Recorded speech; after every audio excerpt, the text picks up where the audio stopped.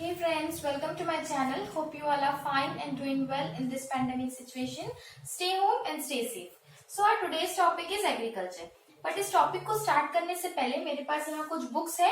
जो भी आप कॉम्पिटिटिव एग्जाम की तैयारी कर रहे हैं और उसके सिलेबस में अगर एग्रीकल्चर है तो आप कुछ ये बुक्स हैं जिन बुक्स को आप फॉलो कर सकते हैं। आपका बहुत ज्यादा बेसिक जो सिलेबस होता है वो कवर हो जाएगा। नेमराज सुंडा की बुक है। जो बच्चे मास्टर्स की प्रिपरेशन कर रहे हैं फॉर एग्रीकल्चर उन बच्चों को इस बुक के बारे में पता होगा, और अगर किसी बच्चे को नहीं पता है तो ये बेसिक बुक है, इस बुक को आप प्रिफर कर सकते हैं। इसका नाम है नेमराज सुंडा। नेमराज सुंडा राइटर है इसके, वो ये बुक है कॉम्पिटिटिव एग्रीकल्चर की। देन अगर आप 11th और 12th के स्टूडेंट हैं और अगर आप अपना जो करियर है एग्रीकल्चर सेक्टर में, एग्रीकल्चर के फील्ड में परस्यू करना चाहते हैं तो आप ये इंट्रोडक्टरी एग्रीकल्चर एक बार आप अपने 11th और 12th में इसको पढ़ के देख सकते हैं कि एग्रीकल्चर क्या है, उसका क्या कॉन्सेप्ट है, क्रॉपिंग सिस्टम, उसका पैटर्न, ये सब क्या होता है और क्या हिस्ट्री है। तो आप एक बार इसको पढ़ सकते हैं। कोई भी कॉम्पिटिटिव एग्जाम की तैयारी के लिए अभी आप इसको पढ़ सकते हैं। ये डॉक्टर KL नंदेहा की बुक है जो हिंदी इंग्लिश दोनों में आती है। फिर आप एक बुक है जिसका नाम है अरुण कात्यायन, जो 2 वॉल्यूम्स में आती है। ये एग्रीकल्चर वाले बच्चों को इसके बारे में बहुत अच्छे से पता होगा। ये बहुत अच्छी बुक है। जैसे हम सुंडा की बुक को पढ़ते हैं वैसे हम इसको भी बहुत अच्छे से पढ़ सकते हैं। इसके 2 वॉल्यूम्स होते हैं, ये वॉल्यूम 2 है। फिर इसी के हिसाब से इन्हीं के समान 2 और बुक्स आती है। एक है एग्री स्कैन जो कि ये PD चौधरी की बुक है, और ये है CR कंटवा। ये दोनों बुक आप बहुत अच्छे से पढ़ सकते हैं। ये 1 लाइनर्स है। So coming back to our topic which is agriculture. So जैसे कि आपको पता है हर एक जो टर्म होता है, हर एक वर्ड होता है, वो किसी न किसी भाषा से किसी न किसी भाषा से उसका ओरिजिन होता है। तो एग्रीकल्चर का जो है वो लैटिन वर्ड से निकला है। लैटिन का जो इसमें 2 टर्म है, एगर और कल्चरा। एगर का मतलब होता है सॉइल या फील्ड, और कल्चरा का मतलब होता है कल्टीवेशन। तो इसमें मतलब होता है कि जो सॉइल या फील्ड का जो कल्टीवेशन करते हैं हम, मतलब एग्रीकल्चर एक साइंस है, एक आर्ट है of the cultivation of the crops. Okay. फिर हम एग्रीकल्चर में बहुत सारे टॉपिक्स पढ़ते हैं, जैसे हम सस्टेनेबल एग्रीकल्चर पढ़ते हैं, shifting cultivation, terra farming, precision farming, response farming, hydroponics, global warming भी हम उसमें पढ़ते हैं। हम मीन्स एक टॉपिक है वो, एक तरीके का एनवायरमेंट आता है एग्रीकल्चर के अंडर, एक सब्जेक्ट होता है, उसमें हम ग्लोबल वार्मिंग भी पढ़ते हैं। एग्रीकल्चर के बहुत सारे ब्रांचेस होते हैं, वो हम उस आगे की वीडियोज में पढ़ेंगे। कि हमारा एक बेसिक नॉलेज है कि कैसे एग्रीकल्चर का डेवलपमेंट होता गया, कैसे बहुत सारे रिवॉल्यूशन आए, कौन कौन उस रिवॉल्यूशन में किसने किसने पार्टिसिपेट किया, किसके द्वारा वो रिवॉल्यूशन इंडिया और वर्ल्ड में हुआ। तो जैसे सस्टेनेबल एग्रीकल्चर है, तो सस्टेनेबल एग्रीकल्चर को हम इको फार्मिंग या इकोलॉजिकल फार्मिंग या हम इसे ऑर्गेनिक फार्मिंग भी कहते हैं। सस्टेनेबल एग्रीकल्चर मतलब जिसमें हम जो इनपुट्स लगाते हैं वो लो कॉस्ट इनपुट्स होते हैं, तो जो उसमें जो इकोनॉमिक बेनिफिट बहुत होता है। ये बहुत ज्यादा प्रैक्टिस होता है सस्टेनेबल एग्रीकल्चर का यहाँ इंडिया में भी, और बहुत मीन्स वर्ल्ड में सस्टेनेबल एग्रीकल्चर का बहुत प्रैक्टिस होता है अकॉर्डिंग टू एनवायरमेंट और सॉइल कंडीशन। बट इंडिया में सस्टेनेबल एग्रीकल्चर का बहुत प्रैक्टिस होता है। Then shifting cultivation.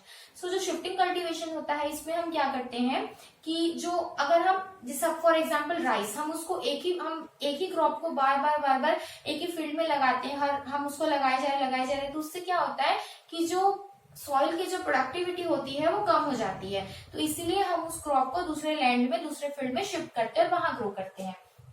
तो फिर जो जो एक होता है टेरा फार्मिंग। टेरा फार्मिंग में हम जो मार्स होता है, मतलब कोई प्लैनेट के अकॉर्डिंग एनवायरनमेंट क्रिएट करते हैं आर्टिफिशियली, और उसमें प्लांट और जो हमको ग्रो करना है प्लांट क्रॉप उसको ग्रो करते हैं और उसका फीडबैक देखते हैं कि क्या हमने कैसा डाटा रिकॉर्ड किया।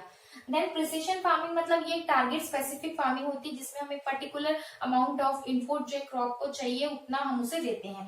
देन रिस्पॉन्स फार्मिंग मतलब जब हमें अपने वेदर फोरकास्टिंग डिपार्टमेंट से जो प्री मानसून वेदर का जो हमको डाटा मिलता है उसके हिसाब से हम अपने क्रॉप का मैनेजमेंट करते हैं।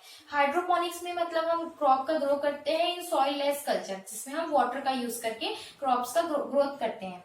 देन एग्रीकल्चर अब 1943 में अब हम रिवॉल्यूशन देखेंगे कि कैसे जो एग्रीकल्चर का डेवलपमेंट धीरे धीरे बढ़ा। तो अब बहुत सारे रिवॉल्यूशन हुए। सबसे पहले ग्रीन रिवॉल्यूशन। अब 1943 में एक वर्ल्ड का वर्स्ट रिकॉर्डेड एक बहुत ज्यादा एक फेमाइन आया था इंडिया में, जो जिसमें वो बहुत ज्यादा फूड की स्कैर्सिटी हो गई थी। उसका नाम बंगाल फेमाइन है, जिसका मेन कारण ही फूड की स्कैर्सिटी थी। बिल्कुल फूड की अवेलेबिलिटी बहुत ही एकदम ज्यादा कम हो गई थी, जिसके कारण ऐसा एस्टिमेटेड है कि 4 मिलियन से भी ज्यादा लोग, बहुत लोग मरे थे। तो फिर इसमें जो इस ग्रीन रिवॉल्यूशन के जो फादर है इंडिया में, वो है डॉक्टर एम एस स्वामीनाथन, जिन्होंने इस ग्रीन रिवॉल्यूशन को यहाँ चलाया था। और सक्सेसफुली ग्रीन रिवॉल्यूशन हुआ था 1965 से 79 के बीच में, अच्छे से ग्रीन रिवॉल्यूशन यहाँ सक्सेसफुल हुआ था।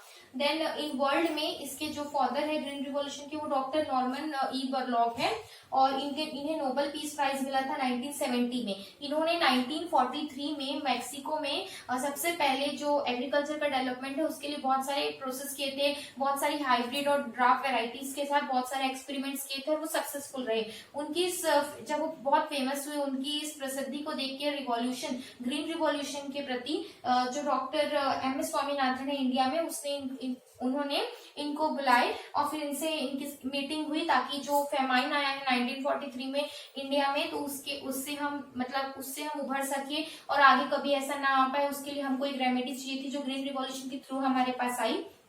ग्रीन रिवॉल्यूशन में हमने फूड ग्रेन प्रोडक्शन को फोकस किया, जिसमें मेनली हमने व्हीट और राइस को लिया, पर अब इसके लिए हमको प्रॉपर इरिगेशन फैसिलिटी चाहिए। तो इसीलिए जब डॉक्टर नॉर्मन बरलॉग यहाँ आए, तो डॉक्टर एम एस स्वामीनाथन के द्वारा जो उनके जो बीच में कॉन्वर्सेशन हुई, उससे ये कंक्लूजन निकला कि अब अगर हम फूड ग्रेन के लिए हम इंडिया में भी अच्छा करना चाहते हैं, ग्रीन रिवॉल्यूशन चलाना चाहते हैं, तो हमको ऐसे स्टेट्स चाहिए जहाँ जो इरिगेशन की फैसिलिटी है वो बहुत अच्छी होनी चाहिए। तो हम नॉर्थन इंडियन स्टेट्स है, जैसे जो पंजाब और हरियाणा, हमने उनको लिए। फिर वहां पर इरिगेशन फैसिलिटी अच्छी है, तो फिर वहां जो व्हीट और राइस है, जो मेनली व्हीट, उसका जो प्रोडक्शन है वो स्टार्ट हुआ। धीरे धीरे करके ग्रीन रिवॉल्यूशन बहुत ही अच्छे से सक्सेसफुल रहा, और हमने जो कर्जा हमने वर्ल्ड बैंक से लिए थे, तो वो इंडिया ने उसको चुका दिया। धीरे धीरे करके ये पूरे वर्ल्ड को पता चला, और फिर जो कनाडा है उसने हमारी हेल्प के लिए हमारे गवर्नमेंट से बात की, जो कनाडा की गवर्नमेंट है। तो हमारी गवर्नमेंट ने जो नॉर्थ इंडियन स्टेट्स के जितने भी लेबरर्स और फार्मर्स थे, जो बहुत ज्यादा वेल ट्रेंड हो चुके थे ग्रीन रिवॉल्यूशन से, ग्रीन रिवॉल्यूशन करने में, जो पूरा वेराइटीज अच्छे से समझ चुके थे कि किससे की जो फूड की स्कैर्सिटी है वो कौन से अच्छे से वेराइटी से, व्हीट से, राइस से वो ठीक हो सकती है। तो उसके लिए उनको वहां कनाडा भेजा गया। इसलिए अगर आप अभी कनाडा जाएंगे तो आप देखेंगे कि कितने सारे जो पंजाबी स्पीकिंग वहां आपको सिटीजन्स मिलेंगे, जो इंडिया के ओरिजिन के हैं। तो इसीलिए वहां है, वो लेबरर्स वहां गए और वहां जाके सेटल हो गए।